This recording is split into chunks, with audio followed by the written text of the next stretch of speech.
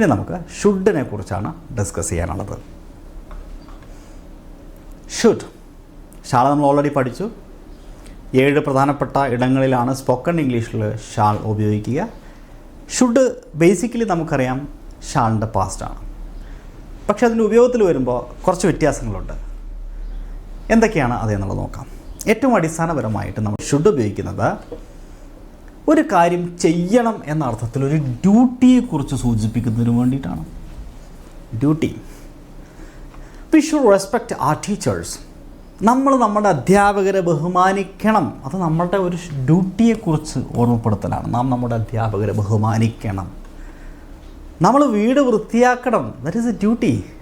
അല്ല, we should clean the house.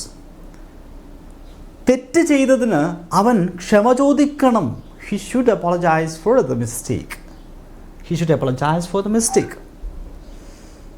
ഇതെല്ലാം ഡ്യൂട്ടിയാണ്. അപ്പോൾ ഷുഡ് എവിടെ ഉപയോഗിക്കണമെന്ന് നിങ്ങളോട് ചോദിച്ചാൽ ആദ്യം പറയേണ്ടത് to indicate or to say a duty or to remind a duty of someone. ഒരാളുടെ ഡ്യൂട്ടിയെക്കുറിച്ച് പറയാനാണ്. We should do that. നമ്മളത് ചെയ്യണം. You should do that. നീ അത് ചെയ്യണം. I should do that. ഞാനത് ചെയ്യണം. He should do that. She should do. She should. He should ചെയ്യണം. ഡ്യൂട്ടി. അതിലാർക്കും വ്യത്യാസമൊന്നുമില്ലല്ലോ. സോറി, അഭിപ്രായ വ്യത്യാസമോ അല്ലെങ്കിൽ എന്തെങ്കിലും സംശയമോ ഉണ്ടോ? ഇല്ല എന്ന് കരുതുന്നു. അങ്ങനെയാണെങ്കിൽ നമ്മൾ വീണ്ടും മുമ്പോട്ട് പോകുന്നു.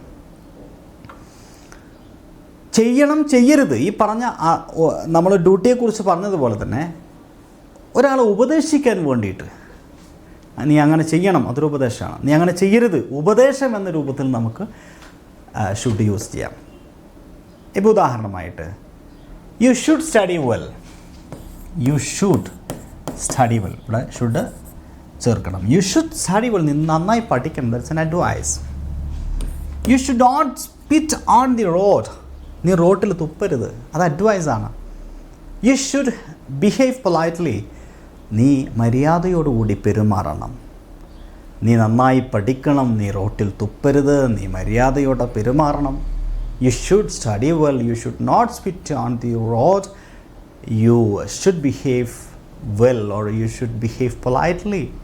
അപ്പോൾ ഷുഡ് നോട്ട് അഡ്വൈസിന് വേണ്ടിയിട്ട്. ചെയ്യണം, ഇങ്ങനെ ചെയ്യണം, ഇങ്ങനെ ചെയ്യരുത് എന്ന് പറയാൻ നമ്മൾ should or should not use ചെയ്യുന്നു. അപ്പോൾ ഷുഡ് ആദ്യം നമ്മൾ പറഞ്ഞത് എന്താണ്?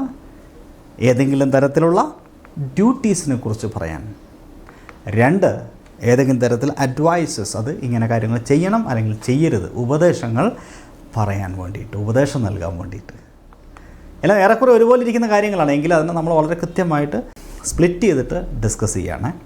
ഇനി നമ്മൾ ഇതേപോലെ തന്നെ ചെയ്യണം ചെയ്യരുത് എന്ന ഒരു അഭിലഷണീയതയെക്കുറിച്ച് പറയണം. അങ്ങനെ പറഞ്ഞാൽ എന്താ? ഒരു ഡിസൈറബിലിറ്റി അഭിലഷണീയതയെ സൂചിപ്പിക്കുന്നതിന് വേണ്ടിയിട്ട്. എന്താ ഈ ഡിസൈറബിലിറ്റി? ഒരാളിങ്ങനെ ചെയ്യണം എന്നുള്ളതിൻ്റെ ആഗ്രഹം അല്ലേ? I should get a new phone.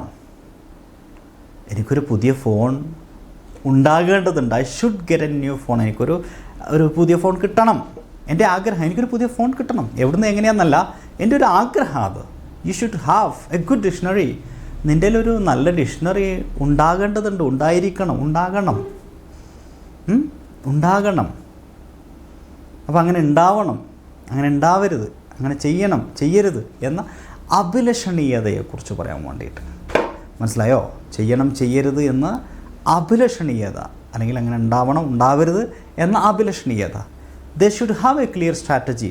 അവർക്കൊരു നല്ല തന്ത്രമുണ്ടാകണം, ഒരു സ്ട്രാറ്റജി ഉണ്ടാകണം. That is a desire.